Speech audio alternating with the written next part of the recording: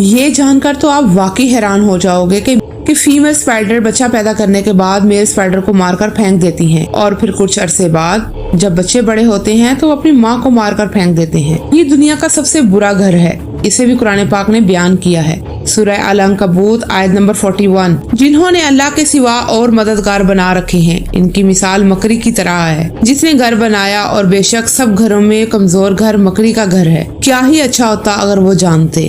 اس آیت سے یہ بھی پتا چلتا ہے کہ فیمیل اسپائڈر گھر بناتی ہیں، نہ کہ میل اسپائڈر، جبکہ سائنٹسٹ کافی دیر تک یہی مانتے رہے کہ میل اسپائڈر گھر بناتے ہیں، لیکن آخر ہمیشہ کی طرح قرآن پاک سچ ثابت ہوا، اور آج سائنٹسٹ اس بات کو مانتے ہیں۔ جیسا کہ آپ جانتے ہیں کہ انسان کی انگلیوں کے فنگر پرنٹس انسان کے جسم کا سب سے کمپلیکیٹڈ حصہ ہوتے ہیں، اور ہر انسان کی انگلیوں کے فنگر پرنٹس مختلف ہوتے ہیں۔ یہ بات بھی قرآن پاک نے ہمیں 1400 سال پہلے بتائی ہے۔ سورہ القیامت آیت نمبر 4، کیوں نہیں ہم اس بات پر قادر ہیں کہ اس کی انگلیوں